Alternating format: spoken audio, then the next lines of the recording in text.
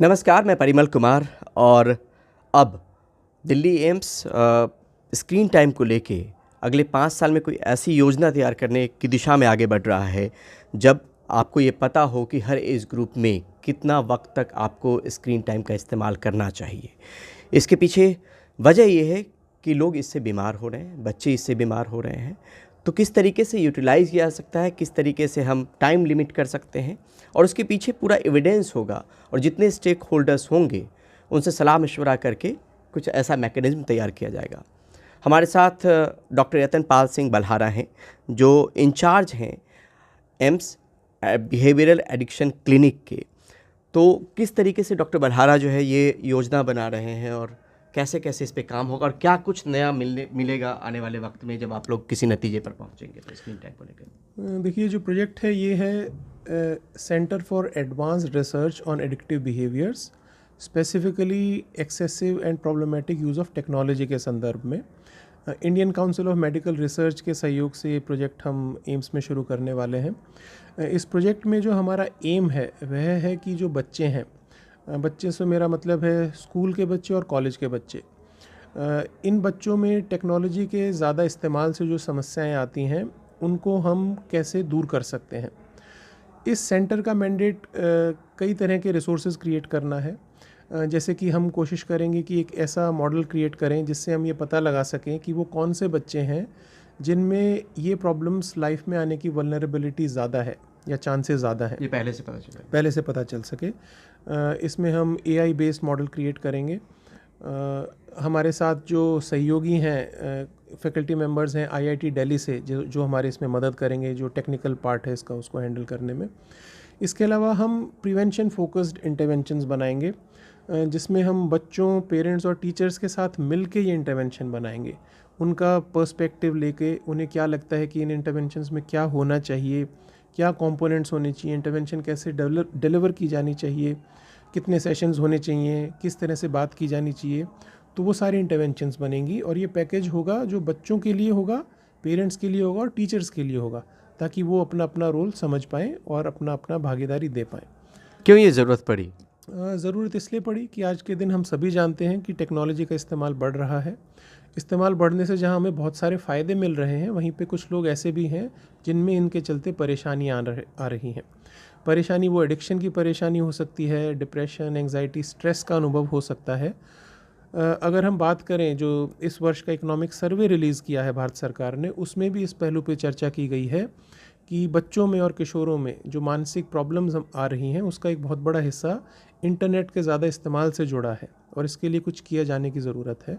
तो ये सोच रही है हमारे इस इनिशिएटिव के पीछे, जिसके चलते हमने ये प्रपोज़ल ICMR में सबमिट किया था। अगर कोई पेरेंट्स अगर इस इंटरव्यू को देख रहे होंगे, तो सामान्य भाषा में हम उनको क्या बताने की स्थिति में हैं आज के दौर में कि जो हम काम करेंगे उससे मोटे तौर पे एक लेमन लैंग्वेज में कि ये चीज़ें हम कर पाएंगे और इससे आपको ये पता रहेगा स्क्रीन को लेकर? हमारा प्रयास है कि एक ऐसा मॉडल बनाएं ताकि बच्चों में पता लग सके कि प्रॉब्लम कब शुरू होगी। एक मॉडल वो क्रिएट किया जाएगा। दूसरा, हम ऐसी इंटरवेंशंस बनाएंगे जिससे बच्चों में प्रॉब्लम ना आए, वो तरीका क्या है।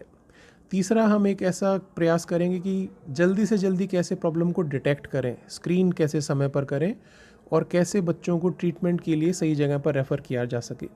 इसके अलावा हम एजुकेशन सेक्टर और हेल्थ सेक्टर में जो लोग काम करते हैं उनके लिए कुछ ट्रेनिंग मैनुअल्स भी क्रिएट करेंगे, जिसकी मदद से हम समय रहते उनको इन चीज़ों पर वो स्किल सेट प्रोवाइड कर सकें, जिससे बच्चों में इन समस्याओं को वो पहचान सकें एंड B उसको सॉल्व कैसे करना है उसके लिए अपने लेवल पर अलग अलग तरह के इंटरवेंशंस डिलीवर कर सकें।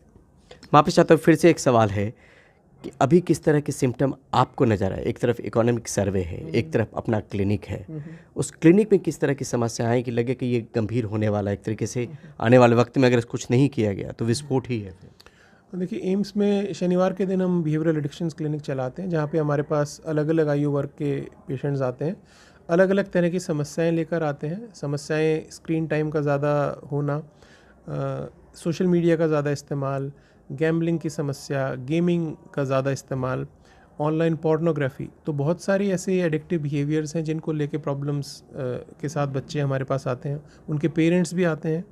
प्रॉब्लम्स के जो इम्प्लीकेशंस हैं वो कई तरह के होते हैं। बच्चों की पढ़ाई पर असर पड़ना, उनके स्वास्थ्य पर असर पड़ना, मानसिक और शारीरिक दोनों स्वास्थ्य, आपसी जो संबंध हैं परिवार के सदस्यों में उन पर इसका नेगेटिव इफ़ेक्ट पड़ना, और कभी कभी फाइनेंशियल प्रॉब्लम्स, बच्चे अपने पेरेंट्स के जो पैसे हैं या क्रेडिट कार्ड हैं उसका इस्तेमाल करते हैं कभी कभी ऑनलाइन चीज़ें ख़रीदने में या इन ऐप परचेजेस करने में। तो इस तरह की प्रॉब्लम्स लेके बच्चे हमारे पास क्लिनिक्स में आते हैं।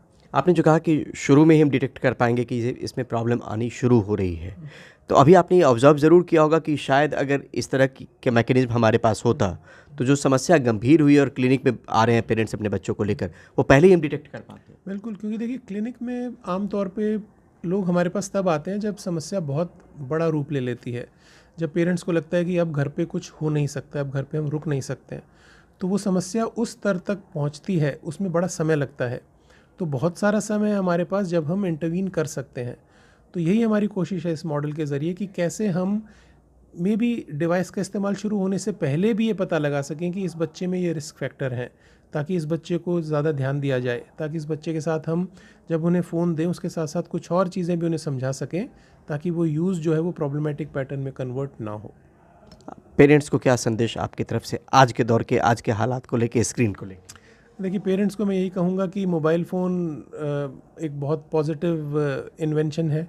मोबाइल फ़ोन का इस्तेमाल करने से बड़े फ़ायदे होते हैं। हो सकता है कि हमारे बच्चों के जीवन के लिए वो ज़रूरी बन गया है या बनने वाला है, लेकिन हमें ये भी ध्यान रखना है कि उनमें से कुछ बच्चे इस डिवाइस के चलते कुछ प्रॉब्लम्स भी झेलते हैं।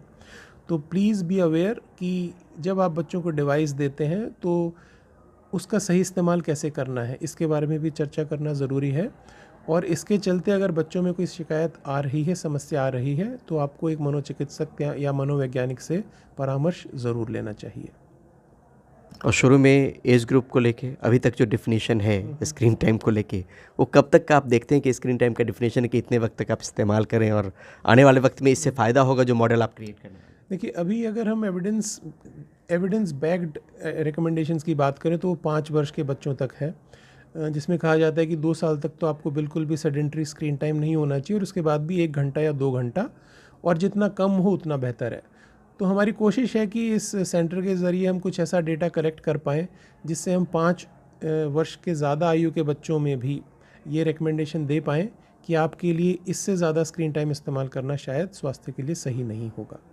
क्या चलते चलते आखिर में ये सवाल कि पेरेंट्स अपने बच्चों को कोई भी ऐसी चीज़ नहीं पकड़वाते हैं जिससे उनको नुकसान होगा, जो बड़े एज ग्रुप में आप जाके अपने दोस्तों के बीच में करते हैं कभी जब आप ओल्ड एज हो जाते हैं, मसलन अल्कोहल का इस्तेमाल, मसलन सिगरेट का इस्तेमाल, मसलन टोबैको का इस्तेमाल, क्या इससे जोड़ के हम पेरेंट्स को बता सकते हैं इतना ही हानिकारक है? अगर गलत तरीके से स्क्रीन टाइम आप यूज़ कर रहा है आपका बच्चा, तो एडिक्शन उसी लेवल का है, उसी तरीके से बीमार कर रहा है।